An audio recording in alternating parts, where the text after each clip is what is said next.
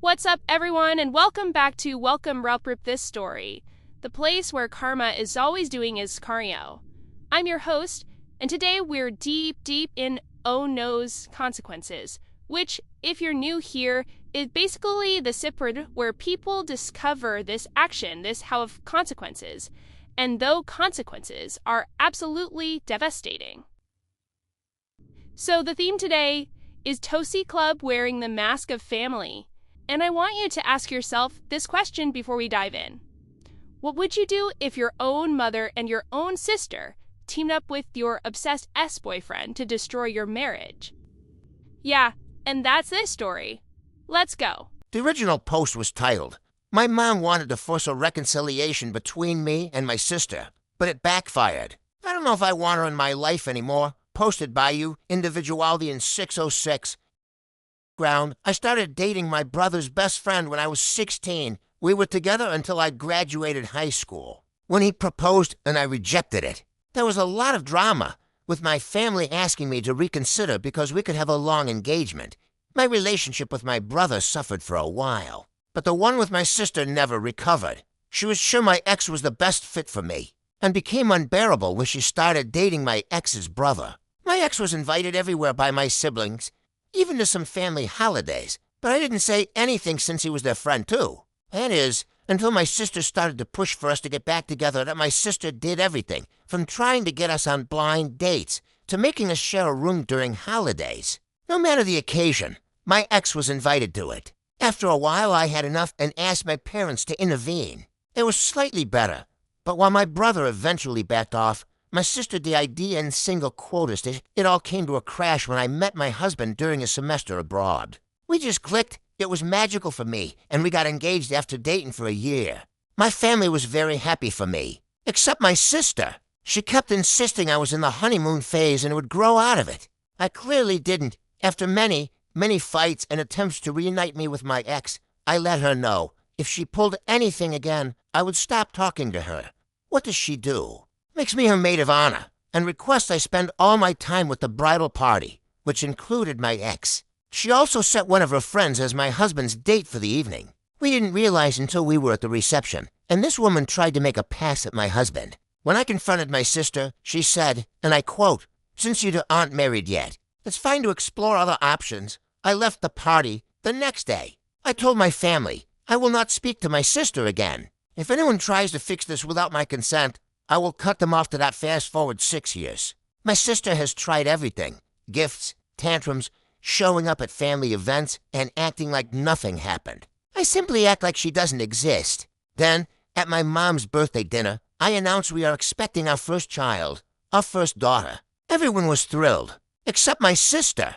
My mom noticed that. A few days later, she asked me over for tea. My sixth sense told me not to go, but I wanted to be positive. I drove over. The first thing I noticed when I arrived was my sister's car. Okay, before we get to the updates, I need to say something. This is not just a family drama. This is all coordinated operations. Look at the pattern. 6 years of boundary violations. A wedding where OP's sister hired someone to sit to OP's husband. And now, a pregnancy announcement that's, instead of being celebrated, becomes the striker for the next attack. So I keep coming back with one question. Why is OB's ex to being protected by her family? What is the hunt? He's been oppressing this woman for almost 20 years. He has a relationship with someone else. He has children he doesn't raise. And yet somehow, to the sister, he remains the Carachos. And the mother. See, watch her daughter work out of her sister wedding in tears. See what years of manipulation and force encounters play out. And her response to learning her daughters were right then was to invite her over a setup. The manipulation here is allowed. And swearing a flaw chat and serving tea, that is the most dangerous kind. Additional info from Op. My ex and I broke up when I was 18. He is 37 now. The reason for our breakup was simply that I didn't want to get married or be engaged. He has been with people since the breakup. He also has 2 kids with an ex, but he's never been married. My sister says that is a very romantic thing, since he has only ever wanted to marry me, I should also mention his obsessive behavior is not only with me. I know from the grapevine he was very similar with the mother of his children, but now he is refocusing on me because my sister is encouraging it. She needs his help getting back in my good graces so she can be a good aunt. The most ridiculous and scary thing? He still has the mixtapes, actual CDs. I made him when we were dating. Those things are almost 20 years old, and he still holds on to them that my husband has the theory that my sister is just mentally unwell. I wish I could argue with that. My friends have started calling my ex Bates, as in Norman Bates from Psycho. Once you hear the rest of this story, you'll understand why. The more I read your responses, the more I think I may have to go and see with my mom for the sake of my child. I'm beginning to think her kindness to my husband was always a facade, which makes me very sad.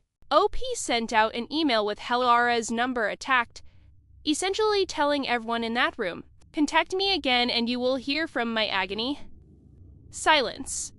For a moment, "I'll be good friend. See that? I've drawn a line. They'll back off now." See, that's wrong. Because the why Albie has is howling. The other side wasn't reflecting.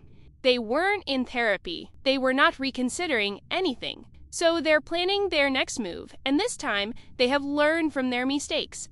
They weren't going to be obvious about it. Opie's mother calmed her. Says she wants to make her favorite teas and her favorite Swiss. Just the two of them. Quite a time. She even sent Opie's father out of the house and it wouldn't be interrupted. Opie had a bad feeling. She almost didn't go, but she wanted to believe in her mother.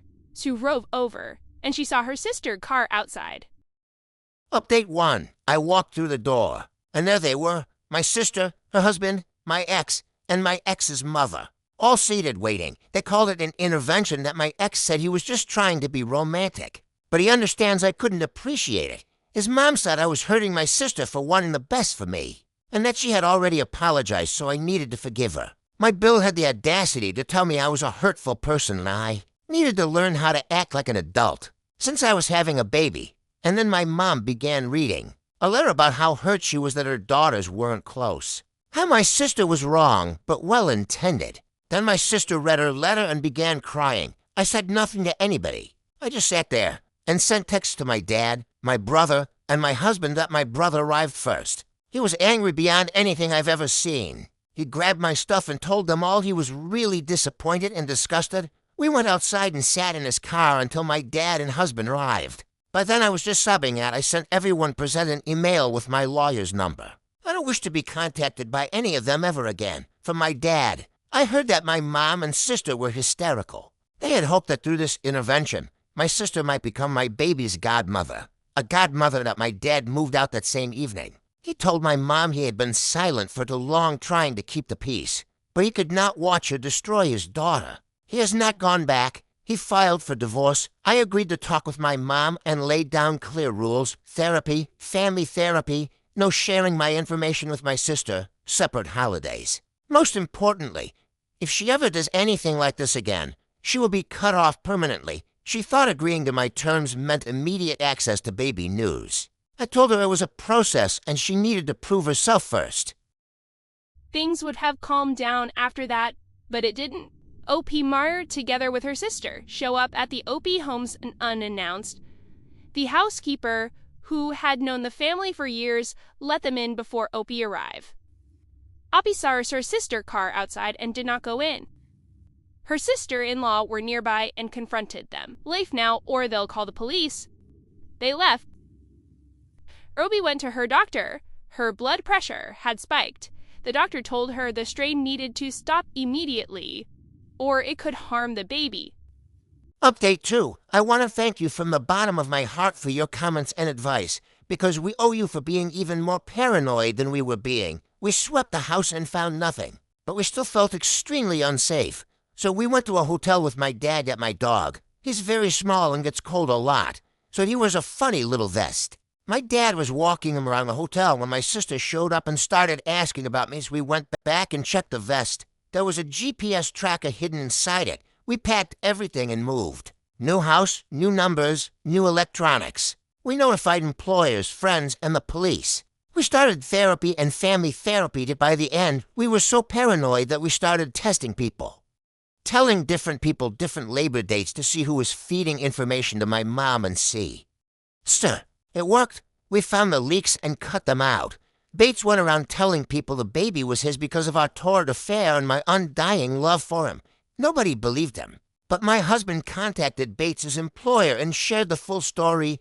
Bates was fired. Not only that, his reputation in his industry was nuclear-level destroyed. He worked with vulnerable women, stalking someone for nearly 20 years and spreading lies about a married woman's baby. It was not something his organization could absorb, so he sent me a 12-page, double-sided letter about how my husband had destroyed him. My lawyer read it. I did not. My mom has tried to find us. Everyone who knows our location has gone NC with her. My dad's lawyer sent her a letter stating all correspondence would now be handled through legal counsel, only my dad has been the best babysitter, feeder, and diaper changer in the universe. And our daughter? She is here. We are blessed. The comments on this one were ready at HIS Moon jumped straight in. I can't believe they did all that just because the sister wanted her and the sister to be married to brothers. It's the most insanely selfish thing ever. 1,000 likes. The people understood the assignment. At Zombie Satsa broke it down clean. Our sister wanted to force Up into a relationship so she could claim to be a successful matchmaker, not caring how much she was harming her sister. Did they think bullying her into a relationship, when she is already married, would work? Why would her ex even want someone who feels forced? That Fernwith Ironworks had maybe the most cold-blooded take of the whole comments section. Well, that makes sense. Why be friends with your sister's obsessed stalker when you could be friends with her sane husband? So, where do things stand? Opie's parents are divorced. Her father is living in a guest house next to Opie News home, the best baby sister. By all accounts, a man who is completely new version himself. Her mother is struggling financially. She was never good with money, and the man who managed everything is gone. Her sister is struggling too. Now that the financial support, if Rita Bays is still unemployed, still sending letters to Opie lawyer's address, because that is what he had left. In Opie, she is watching her lover grow up, surrounded by people actually love her, her in-laws, her brother, her father, herself. A family she chose, a butte from downtown. 0 days at the end of her final of death. I still miss my mom. I sometimes cry when I stroll. There are milestone I can no longer share with her. But she is a bad versions, and the safety of my family matters more.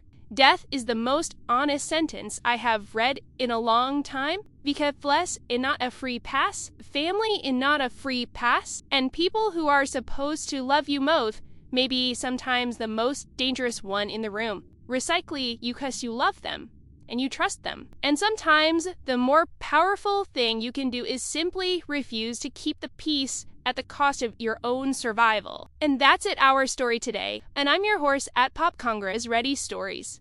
And if you want more subreddit or no consequences, hit subscribe, drop a comment below, and I will see you in the next one.